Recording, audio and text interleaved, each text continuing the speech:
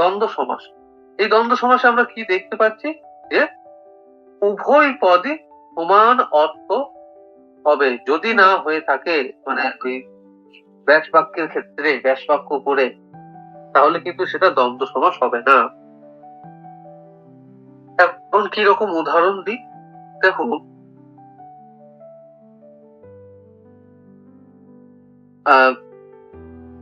এই দ্বন্দ্ব সমাসের অনেকগুলো ভাগ রয়েছে। কিরকম? একটা সাধারণ দ্বন্দ্ব সমাস হবে, যেমন ধরো ধর্ম কর্ম,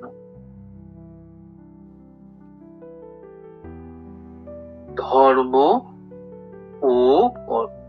আচ্ছা, আরো একটা বিষয় বলে রাখি, সেটা হলো যে এই দ্বন্দ্ব সমাসের যখন ব্যাস বাক্য হবে, ব্যাস বাক্যটা করবার সময় আমরা যে অব্যয় পদের ব্যবহার করে থাকি সেগুলো হলো ও, এবং, আর ইত্যাদি অব্যয় পদের ব্যবহার। তাহলে কি হলো, যে দ্বন্দ্ব সমাসের উভয় পদ, এখানে ধর্মটারও যেরকম সমান অর্থ আছে, কর্মটারও সেই অর্থ। কেউ মানে কোনোটার যে অর্থ নেই এমন কিন্তু নয়, বা কোনোটা কাউরে অর্থ ছাপিয়ে যাচ্ছে সেটাও কিন্তু নয়, দুটোরই অর্থ সমান। আচ্ছা, এইবারে যেটা হয় যে এটার ওই আমরা দেখে এসেছি যে ওই সম অর্থ, সমার্থক শব্দের দ্বন্দ্ব সমাস হয়, মানে একই শব্দ, যেমন হাট বাজার। হাট দেখো, হাট মানেও যা বুঝি, বাজার মানেও তা। তো সম অর্থের শব্দের দ্বন্দ্ব সমাস হয়, হাট ও বাজার। তারপরে টাকা পয়সা, টাকা পয়সা, টাকার অর্থও যা, পয়সার অর্থও তাই। ঠিক আছে, আবার বিপরীতটাও হয়। বিপরীতটা কি? হাট বাজারে কি হয়? বেচা কেনা হয়। বেচা আর কেনা দুটো বিপরীত। জলস্থল, জল স্থল, দুটো বিপরীত।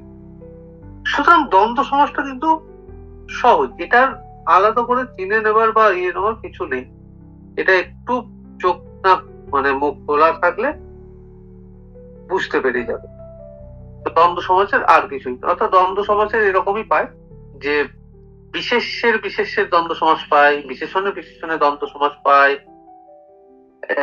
তারপরে সমার্থক শব্দের পাচ্ছি, বিপরীতার্থক শব্দের পাচ্ছি, একশেষ দ্বন্দ্ব পাচ্ছি। এই একশেষ দ্বন্দ্বটা কি জিনিস? একশেষ দ্বন্দ্ব বলতে আমরা সেই দ্বন্দ্ব সমাসকেই পাচ্ছি। এখানে দেখবো যে ওই আমরা, এই যে আমরা করলে কি কি পাচ্ছি? তুমি, আমি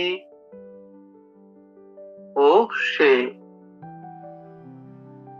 তোমরা, তুমি ও সে। এই যে আমরা, তোমরা, এইগুলো হলো একশেষ দ্বন্দ্ব।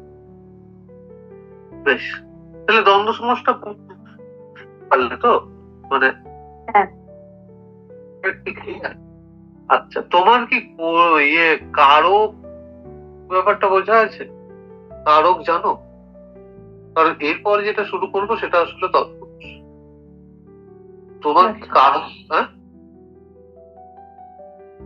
কারক পড়েছিলাম, এখন অতটা মনে নেই।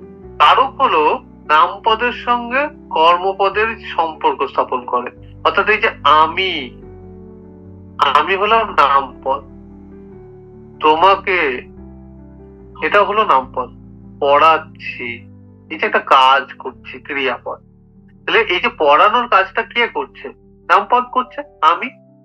তাহলে এই যে নামপদের সঙ্গে ক্রিয়াপদের,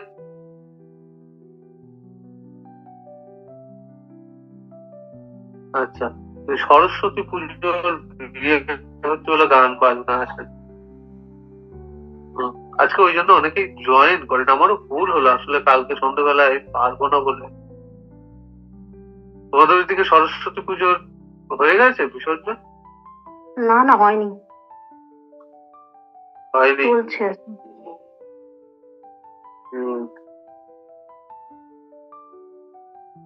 ঠিক আছে, আমরা সরস্বতীরই কাজ করছি।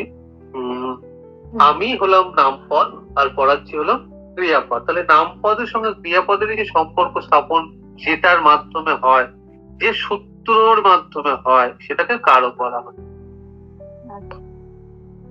এই কারক অনেক প্রকার হয়। কর্তৃকারক, যেখানে কর্তা প্রাধান্য পাবে। কর্মকারক, যেখানে কর্ম প্রাধান্য পাবে। করণ কারক, অপাদান কারক, অধিকরণ কারক, আর নিমিত্ত কারক।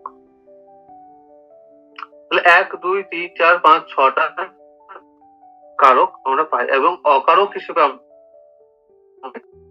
এটা হলো সম্বন্ধ আর সম্বোধন। ওকে, বেশ। তাহলে এই যে কারক গুলো পাই, এই কারক গুলোতে আমরা কি দেখতে পাই, যে কর্মকারক, কর্তৃকারকে তো শূন্য বিভক্তি থাকে, অর্থাৎ এই কর্মকারকে কে বিভক্তি, করণ কারকে মূলত এ, অন্তস্থ, তে, এই বিভক্তি গুলো থাকে। অপাদান কারকে কি থাকে? অপাদান কারকে থেকে, হতে, এ, তে, এই বিভক্তি। অধিকরণ কারকে এ, অন্তস্থ, এতে বিভক্তি থাকে। আর নিমিত্ত, জন্য, নিমিত্ত, এই সমস্ত বিভক্তি। কেন এটা আলোচনা করলাম, তার কারণ এই যে তৎপুরুষটা যেতে পারে আলোচনা করব, এই তৎপুরুষ অ্যাকচুয়ালি কাকে মানে কাকে নির্ভর করে গঠিত হয়, সেটা হলো কারকগুলো। আমরা এক এক করে পাবো। কর্তৃ তৎপুরুষ বলে কিছু নেই, কিন্তু কর্ম থেকে শুরু হবে। কর্ম তৎপুরুষ, করণ তৎপুরুষ, অপাদান তৎপুরুষ, বিবরণ তৎপুরুষ, নিমিত্ত তৎপুরুষ, কারণে আমার বিভক্তিটা বুঝতে পারলে, এবং এটা কি কর্ম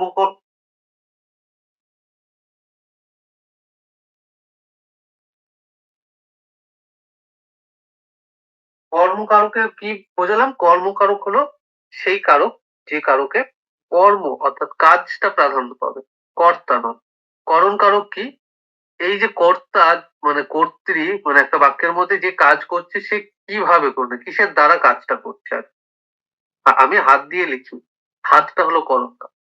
অপাদান, কোন একটা বস্তু কোথা থেকে পতিত হচ্ছে বা উৎপাদিত হচ্ছে, সেটা হলো অপাদান কারক। অধিকরণ কারক বলতে স্থান, কাল, বিষয় ভিত্তি, এগুলো এগুলো বোঝায়। আর নিমিত্ত বলতে গঠন, অর্থাৎ রান্নার জন্য নিমিত্ত রান্নাঘর, পূজার নিমিত্তে পূজা ঘর। এই যে কোনো কিছু একটা উদ্দেশ্যে বা কোনো কিছুর জন্যে কোনো কাজটা হচ্ছে, সেবা মানে সুস্থ হওয়ার জন্যই হাসপাতাল, এগুলো হলো নিমিত্ত। এবারে আমরা এক এক করে যাব। প্রথমেই যাব কর্ম তৎপুরুষ।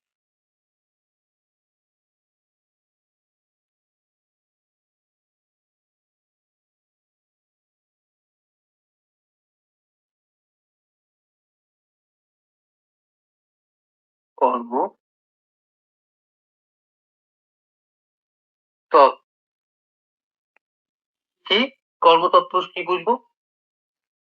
আমরা সবসময় মনে রাখবো যে তৎপুরুষের পূর্বপদটাই কিন্তু কারক পদ হবে, পরপদটা নয়। কিন্তু কি, পুরুষের সবসময় পূর্বপদটা কারক হয়,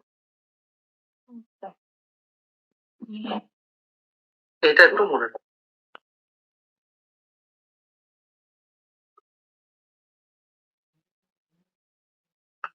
তাহলে কর্ম তৎপুরুষ এর এই এই সমাসে পূর্বপদের কর্মকারকের বিভক্তি চিহ্ন কি হবে?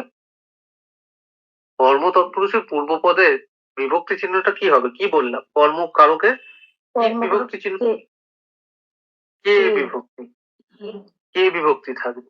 এবারে কে বিভক্তিটা কখন হবে? তোমাকে যদি সমাসবদ্ধ পদ দিয়ে দেয়, দিয়ে বলে যে কি কারো কি সমাস বলো, তাহলে সেক্ষেত্রে তো তুমি কে বিভক্তি আছে কি নেই বুঝতে পারবে না, কারণ কে বিভক্তিটা ব্যাস বাক্যের সময় হয়।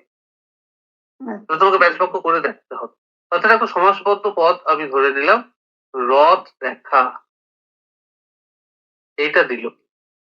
তাহলে ব্যাস বাক্য করতে শিখতে হবে। কিভাবে? আচ্ছা, রথ, রথ একটা বস্তুগত জিনিস, একটা অনুষ্ঠান। তাকে আমরা দেখতে যাই, তাহলে কাকে দেখতে যাই? রথ। এই রথকে। তাহলে এই যে কাকে বা কি দিয়ে প্রশ্ন করে বুঝতে হবে যে বোঝাতে চাইছি।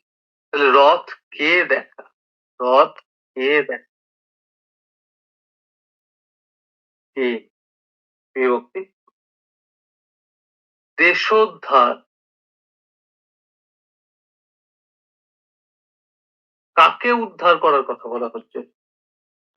দেশকে। দেশকে, দেশকে। লুচি ভাজা, কি ভাজার কথা বলা হচ্ছে? জি। লুচিকে ভাজার কথা বলা, লুচিকে। তাহলে এইভাবেই কর্ম আরো রয়েছে। ধরো, ছেলে ভুলানো,